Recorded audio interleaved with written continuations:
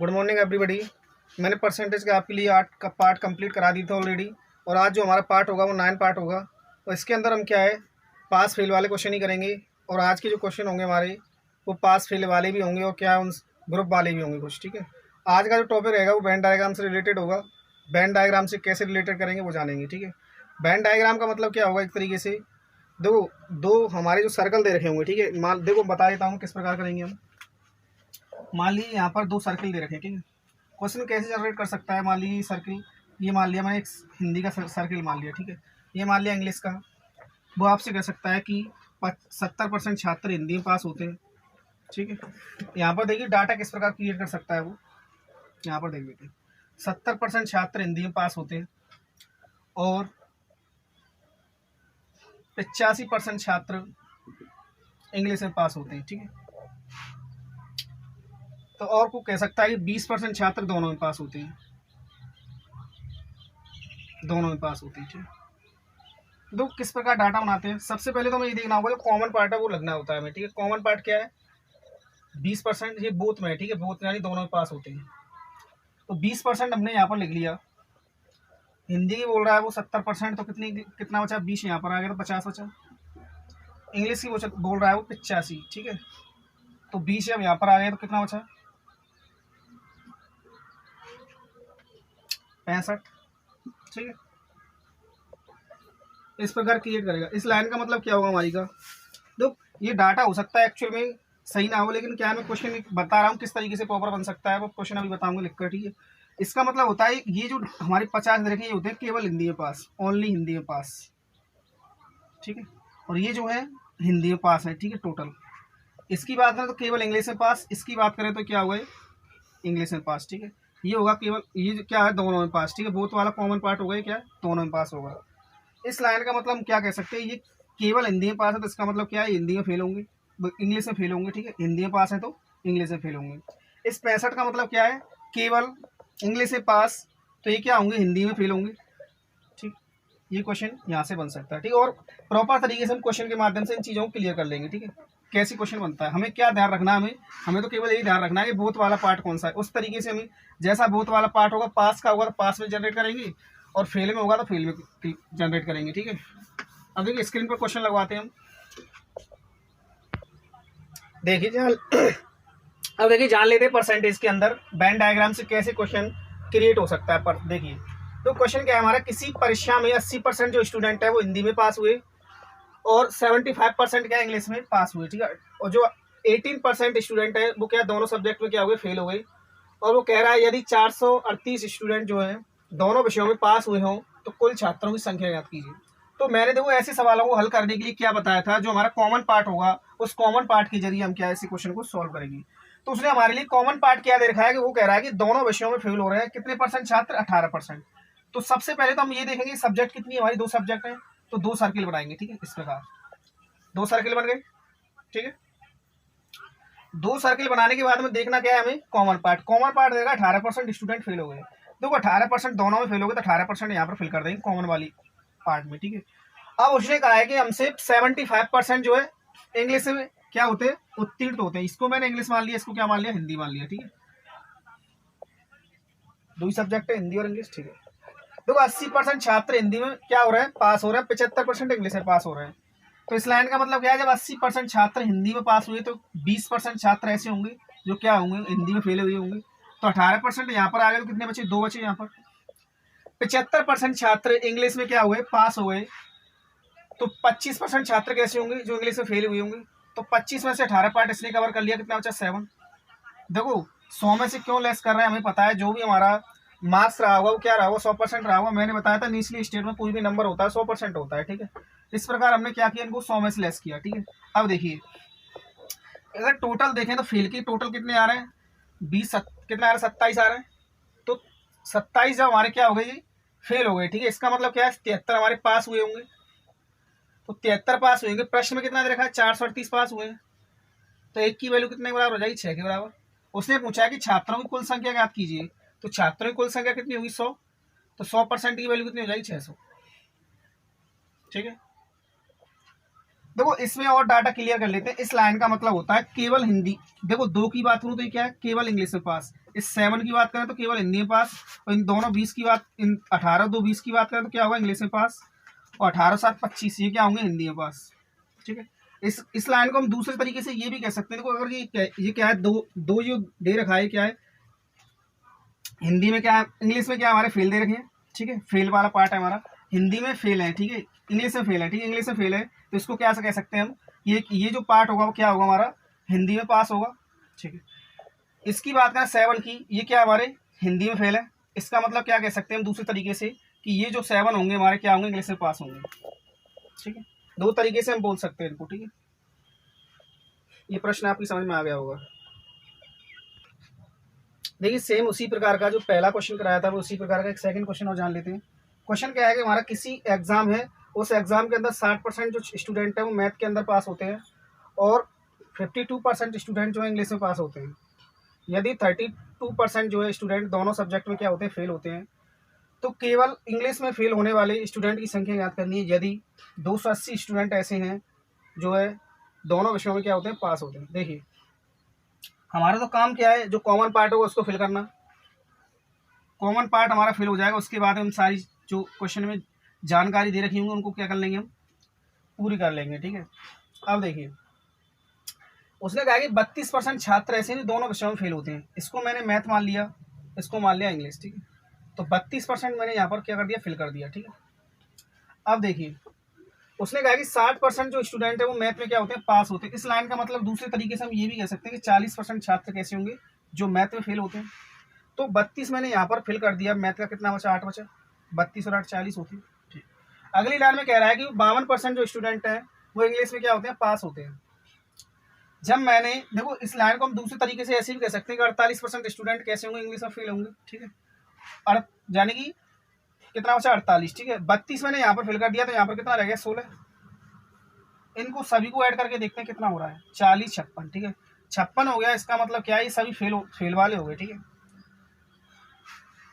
तो 44% स्टूडेंट कैसे होंगे हमारे,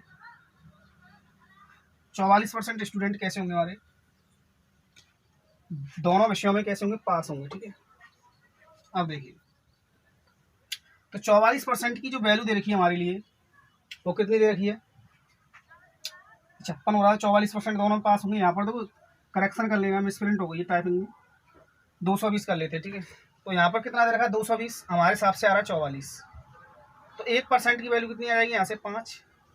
ठीक, अब प्रश्न में पूछा गया है हमसे तो केवल इंग्लिश में फेल होने वाले स्टूडेंट की संख्या याद करनी है। तो देखो इंग्लिश में फेल होने वाले स्टूडेंट कितने, 16। तो 16 की वैल्यू कितनी हो जाएगी, यहाँ से 16% की वैल्यू हो जाएगी हमारी कितनी, 80। अगर वो आपसे पूछता कुल स्टूडेंट तो यहाँ से 100 का मल्टीप्लाई करते कितना हो जाता, 500। ठीक है, इस प्रश्न का जो हमारा आंसर होगा वो कितना होगा, 80। ठीक है, मैं उम्मीद करता हूँ ये प्रश्न आपकी समझ में आ गया होगा। तो जो है इंग्लिश में फेल होने वाले केवल कितने स्टूडेंट होंगे, 80।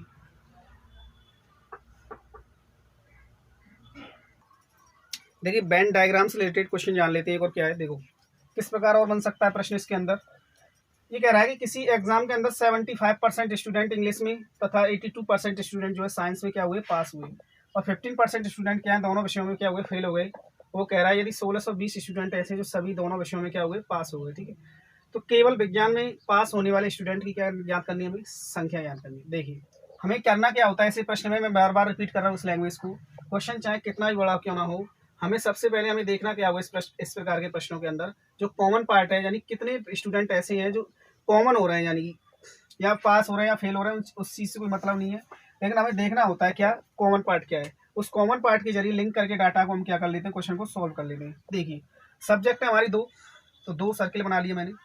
ठीक है, अगली लाइन में कह रहा है कि 75, देखो यहाँ पर बोथ वाले को सबसे पहले फिल करेंगे। तो 15% स्टूडेंट कैसे दोनों विषय में फेल हुए, तो यहाँ पर लिख लिया मैंने 15। ठीक है, और 75% स्टूडेंट जैसे हैं कि जो किसमें इंग्लिश में पास होते हैं। ठीक है, इसका मतलब क्या है कि 25% स्टूडेंट कैसे होंगे जो इंग्लिश में फेल होते होंगे। 15 मैंने यहाँ पर फिल कर दिया, कितना बचा, 10 बचेगा। ठीक है, ये इंग्लिश का मान लेते हैं, ये साइंस का मान लेते हैं। ठीक है, अगली लाइन में कह रहा है कि 82% स्टूडेंट ऐसे हैं जो साइंस में पास होते हैं। तो इसका मतलब क्या है, दूसरे तरीके से ये भी कह सकते हैं कि 18% स्टूडेंट कैसे हैं जो क्या होते हैं, साइंस में फेल होते हैं। 15 यहाँ पर फिल कर दिया, कितना बचा, 3। अब देखते हैं यहाँ पर इन सभी को ऐड करके देखते हैं कितना हो रहा है, कितना हो रहा है, 28 हो रहा है, ठीक है। तो 100 में से जब इसको हम लेस करेंगे कितना बचेगा 72। तो 72 का मतलब क्या होगा, ये 72 ऐसे स्टूडेंट होंगे जो क्या है दोनों विषयों में पास होते हैं, जबकि उसने दे कितना रखा डाटा में 1620, ठीक है। तो एक की वैल्यू कितनी हो जाएगी हमारी 1620/72।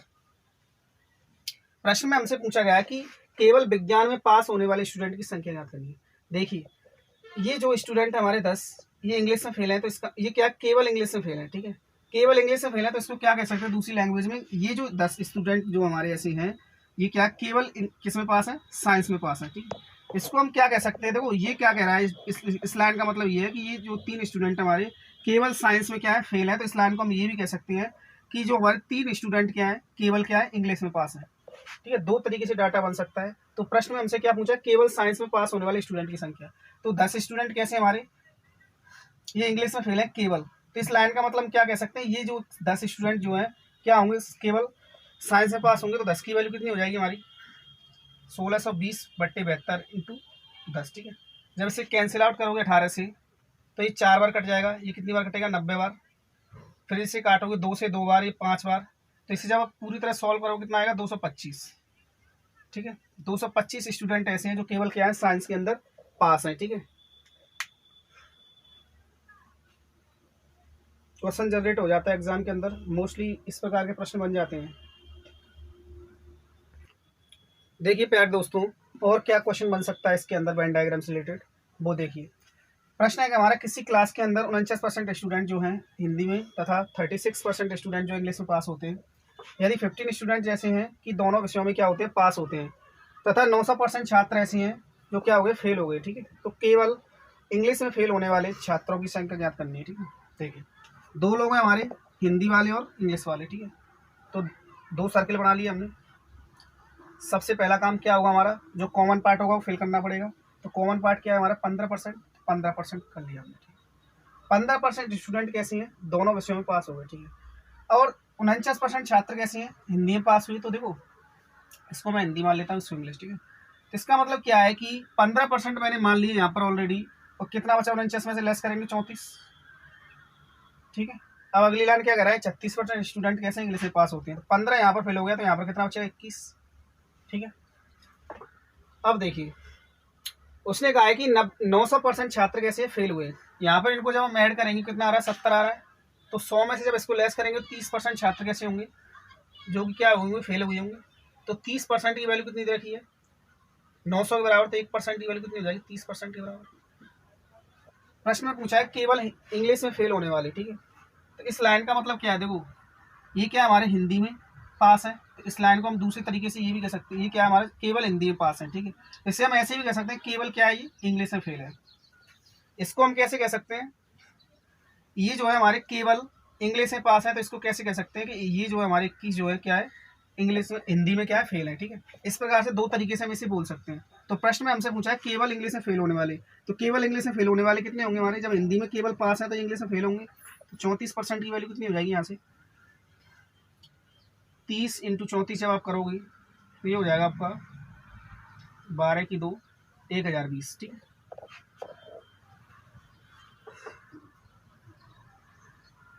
देखिए नेक्स्ट क्वेश्चन और देखते हैं।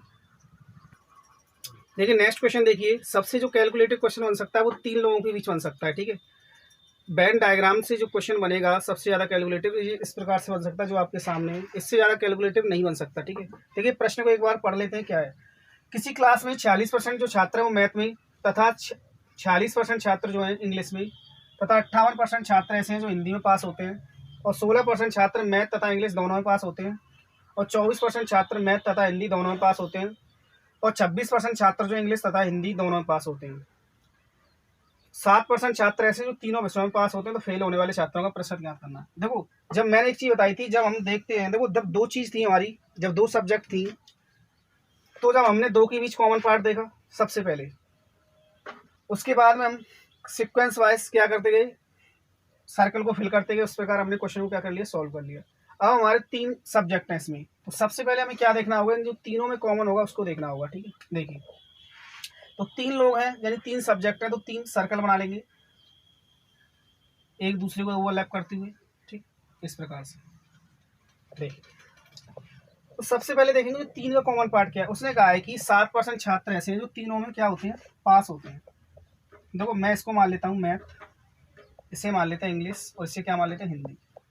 ठीक है, तीनों का पार्ट यही तो होगा, ये वाला। ठीक है, तो 7% मैंने यहाँ पर नोट कर लिया। ठीक है, अब देखिए यहाँ पर 7 नोट कर लिए, 7%। ठीक है, उसने कहा अगली लाइन में ही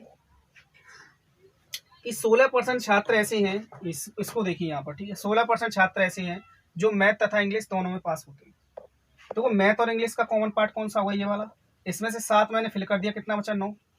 ठीक, अगली लाइन में कह रहा है वो कि 24% छात्र ऐसे हैं जो मैथ तथा हिंदी दोनों में पास होते हैं। ठीक है, 24% छात्र ऐसे हैं जो मैथ और हिंदी में पास होते हैं। मैथ और हिंदी का अगर डायग्राम देखा जाए तो इसका कॉमन पार्ट ये वाला होगा। तो 7 मैंने यहाँ पर फिल कर दिया, कितना बचा, 24 में 17। अगली लाइन में देखिए, अगली लाइन में कह रहा है कि 26% स्टूडेंट ऐसे हैं जो इंग्लिश तथा हिंदी दोनों में क्या होते हैं, पास होते हैं। इंग्लिश और हिंदी का अगर कॉमन पार्ट देखा जाए तो इंग्लिश ये रही और हिंदी ये रही। ठीक है, इनका कॉमन पार्ट ये हो जाएगा, 26% है। 7 मैंने यहाँ पर फिल कर दिया, कितना बचा, 19। ठीक, अब देखिए शुरू से पढ़ते हैं क्वेश्चन को। क्वेश्चन में कह रहा है कि किसी क्लास में 46% ऐसे स्टूडेंट है जो मैथ में पास होते हैं। यहाँ पर देखा है तो 16, ये कितना हो जाए, 33। तो कितना बचा यहाँ पर, देखिए लेस करके देख लेंगे, 16 और 17 33, कितना हो जाए, 13। इसी प्रकार इसको देखेंगे यहाँ पर, ये कितना हो जाएगा, 24 और 9 33, 33 और ये कितना हो जाएगा, 42 52। देखिए उसने कहा है कि जो हमारे 46% स्टूडेंट है वो किस में पास हो रहे हैं, इंग्लिश में। तो ये कितना होगा, देखो इंग्लिश वाला ये सर्कल है टोटल। तो कितना बचा, 16 और 9 16 और 19 35, कितना बचा, 11। ठीक, अगली लाइन में उसने बोला है कि जो हमारे 58% स्टूडेंट जो हैं हिंदी में पास होते हैं। हिंदी का पार्ट सर्कल ये रहा, इनको अगर ऐड करें कितना हो रहा है, ये 7 और 17 24, 24 और ये हो गया आपका 33 43। ठीक है, कितना बचा, 15। ठीक, अब देखिए प्रश्न में हमसे पूछा गया है कि तीनों विषयों में पास होने वाले, ठीक है, ये पूछा है कि तो फेल होने वाले छात्रों का प्रतिशत ज्ञात कीजिए। यहाँ पर ये सर्कल जो बनाई है इन तीनों के बीच जो कॉमन टर्म है और इंडिविजुअली जो भी हैं वो क्या पास होने वाले सब। अगर इन सबको ऐड कर दूं और 100 में से रिप्लेस कर दूं तो क्या बचेगा, हमारा फेल होने वाले बच जाएंगे। इन सभी को ऐड कर लेते हैं, इनको ऐड करेंगे, कितना हो जाएगा, ये 45 और 9 54 52 और 30, 52 और 13 कितना हो जाएगा, 45। ये हो जाएगा तुम्हारा साहब, दोबारा से ऐड कर लेते हैं, 22 33 33 और 7 40 57 66 76 91। ठीक है, 91 हो रहा है। तो 91% स्टूडेंट कैसे हमारे, जो कि क्या है, सभी विषयों में पास हैं। तो 9 अगर इसमें से 100 में से रिप्लेस कर दें तो 9% क्या होगा हमारे, ये क्या होंगे, सभी विषयों में क्या होंगे, फेल होंगे। ठीक है, 9% स्टूडेंट ऐसे हमारे जो सभी विषयों में क्या है, फेल है। इस क्वेश्चन का जो आंसर होगा वो 9% होगा। तो क्वेश्चन को करना ज़्यादा बड़ी बात नहीं, सबसे पहले आपको कॉमन टर्म देखना है। कॉमन टर्म को देखते हुए सबको सिक्वेंस में देखना है आपको, इस तरीके से आप क्वेश्चन को सॉल्व कर लेंगे। ठीक है, मैं उम्मीद करता हूँ आज की क्लास आपके लिए पूरी समझ में आ गई होगी, और इसी प्रकार हमारी क्लासों को आप देखते रहिए, हमें मोटिवेशन मिलता रहता है इसी प्रकार, और आप हमारी वीडियो को इसी प्रकार शेयर करती रहिए, और हमें प्यार मिलेगा तो आपको बेस्ट से बेस्ट कंटेंट देते रहेंगे हम इसी प्रकार। थैंक्स फॉर वॉचिंग मेरे प्यारे साथियों।